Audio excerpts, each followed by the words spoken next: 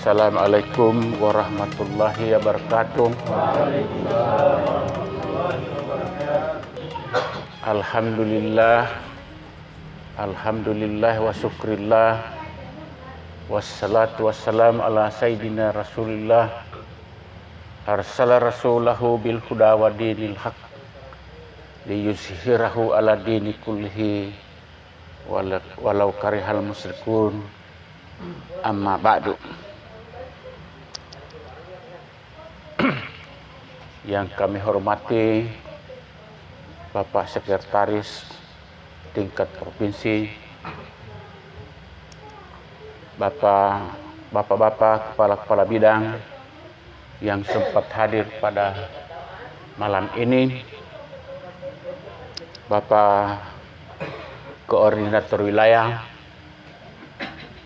para hadirin wal hadirat yang saya hormati. Pertama-tama patutlah kita bersyukur kehadirat Allah Subhanahu wa taala yang telah memberikan kesehatan, kekuatan dan kesempatan kepada kita sekalian sehingga kita dapat bertemu pada malam ini, yaitu merupakan pertemuan atau kunjungan yang ke-6 kalinya yang berada di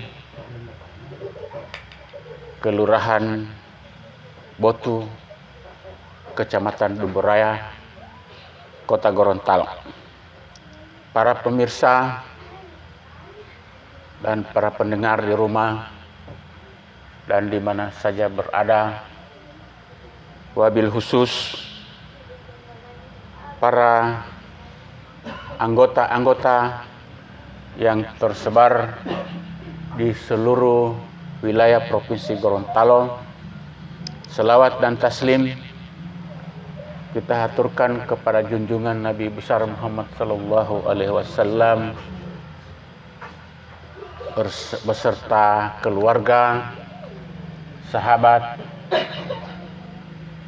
pengikutnya, tabi'in, tabi'in, dan insya Allah sampai pada kita semua umatnya sampai akhir zaman. Amin ya rabbul alamin. Bapak-bapak dan ibu-ibu, para hadirin wal hadirat yang saya hormati, adapun hal-hal yang penting yang perlu kami sampaikan dalam kunjungan kita pada malam ini, yaitu kita memberikan satu apresiasi dengan terbentuknya koordinator-koordinator di setiap wilayah yang selama ini sudah kurang lebih berjalan hampir 1 bulan. Jadi dalam hal ini,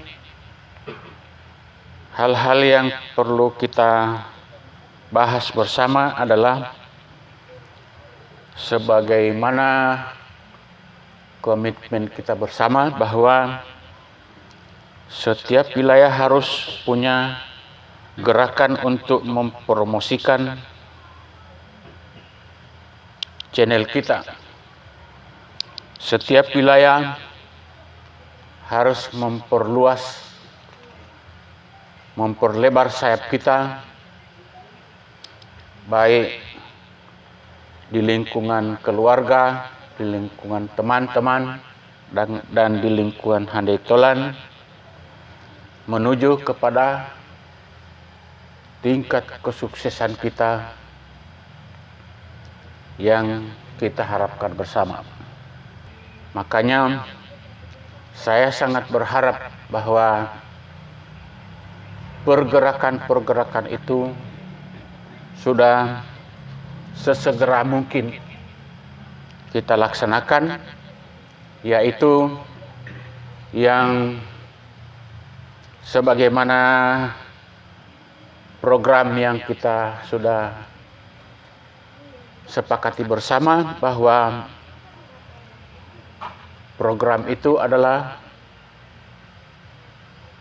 perluasan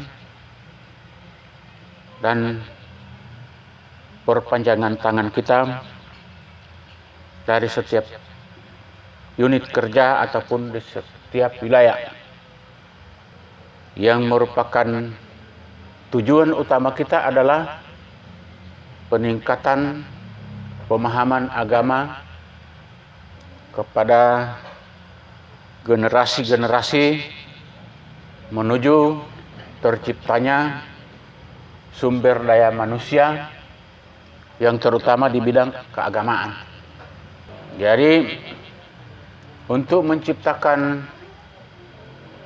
sumber daya manusia ke generasi-generasi kita yang berorientasi pada kualitas sumber daya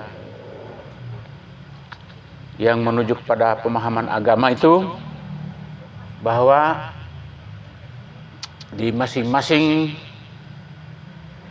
wilayah itu harus sudah segera membentuk kelompok-kelompok pengajian. Jadi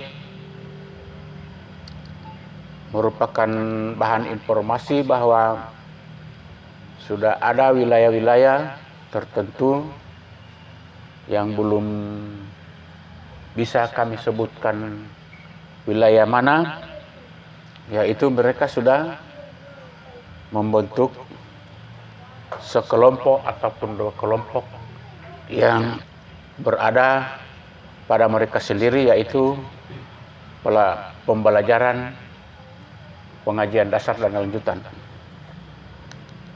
Itu yang kita perlu sama-sama harapkan bersama. Kemudian daripada itu, sebenarnya perguruan kita itu sasaran utama adalah Badan Pembinaan Pengembangan Jati Diri dan Hakikat Diri dari setiap individu ataupun setiap anggota yang sudah tergabung pada perguruan kita, perguruan Hidayatul Indrali. Namun sebelum kita masuk pada pemantapan pembinaan jati diri itu, yang semestinya, yang seharusnya kita paham dulu pembelajaran agama itu seperti apa. Jadi pembelajaran agama itu seperti apa, kita dasari pada pembelajaran Al-Quran. Sebab kalau kita memahami hukum-hukum samawi, hukum-hukum yang diturunkan oleh Allah langsung melalui Rasulnya, maka kita dengan mudah untuk mendapatkan ilmu yang disebut dengan ilmu jati diri, dengan ilmu hakikat diri. Nah, ilmu jati diri dengan hakikat diri itu sasarannya kemana? Sasarannya kita semua kemana? Sasarannya kita semua itu adalah, yang pertama adalah pertahanan diri dan perlindungan diri. Itu yang pertama. Kalau kita memahami ilmu hakikat diri dan ilmu jati diri, maka kita bisa mudah untuk membuka titik rahasia yang ada, yang terselubung pada diri kita, yang bersumber dari kekuasaan dan kekuatan Allah Subhanahu wa taala. Itu sasaran utama. Sasaran utama daripada pemahaman jati diri dengan hakikat diri. Yang berikut, pemahaman dan pengenalan jati diri dan hakikat diri itu sangat-sangat bermanfaat dalam kita berhubungan dengan sesama kita. Misalnya, kita berhadapan dengan orang sakit, maka dengan pemahaman kita yang terselubung dan terrahasiakan oleh Allah pada titik rahasia diri kita itu, maka itu kita dapat gunakan untuk mengobati seseorang yang dalam keadaan sakit. Jadi, kalau kita benar-benar paham dengan hal-hal seperti itu, maka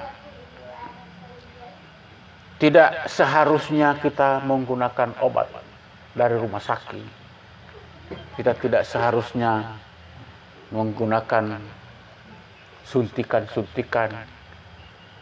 Tapi kalau kita tahu kedudukan daripada keberadaan kita punya diri itu, maka insya Allah hanya dengan cara meditasi untuk membuka tabir titik rahasia itu, kita dapat disembuhkan. Itu mengenai pengobatan orang sakit. Yang berikut, apabila kita paham dengan jati diri dengan hakikat diri itu, malahan kita bisa, kita punya batinia itu bisa menjelajah. Batinia kita itu bisa menjelajah. Bahkan orang yang jarak jauh sekalipun bisa kita obati dengan cara kita sendiri. Karena pengalaman kami sudah banyak terbukti yang kami lakukan. Bahkan orang di Jawa sana, bahkan di luar Jawa, sudah banyak pengalaman kami dapat menyembuhkan orang secara jarak jauh. Makanya cara demikian itu orientasinya adalah setiap diri manusia itu diciptakan dari satu sumber. Berasal usulnya itu dari satu sumber. Kalau sumber-sumber itu kita tahu, sumber-sumber itu kita ketahui bersama, bisa saling mengisi antara sumber yang satu dengan sumber yang lain. Kita bisa menyalurkan, kita bisa membuka, membangkitkan satu sumber kekuatan pada diri seseorang atau pada diri sesama kita manusia. Yang berikut, kalau kita memahami jati diri dengan hakikat diri, maka kita dapat memperoleh yang disebut dengan kekebalan hakiki dengan kesaktian sejati, yang sebagaimana yang saya sudah terangkan pada waktu-waktu yang lalu. Itu secara garis besarnya itu. Yang berikut, kita kalau memahami kita punya hakikat diri dan jati diri, maka kita akan mendapatkan tabir-tabir rahasia yang ada pada diri kita sendiri, sampai ilmu kematian sekalipun kita bisa lancar untuk menjalaninya. Jadi ada banyak kejadian-kejadian Pak, orang yang sudah sementara menghadapi sakaratul maut karena selama hidupnya mungkin tidak pernah mempelajari nilai-nilai, makna-makna yang ada pada dirinya itu, maka berhari-hari menghadapi sakaratul maut dengan siksanya luar biasa. Alhamdulillah, pihak kita di perguruan Hidayatul Indrali sudah seorang dua orang yang kita bisa bantu dalam persoalan sakaratul maut itu. Jadi inti pokoknya adalah yang menghadapi sakaratul maut pun itu, kalau kita tahu kita bersumber berasal dari mana, kita tahu kita itu hasil ciptaan seperti apa, makanya insya Allah kita bisa membantu dalam segala macam urusan itu.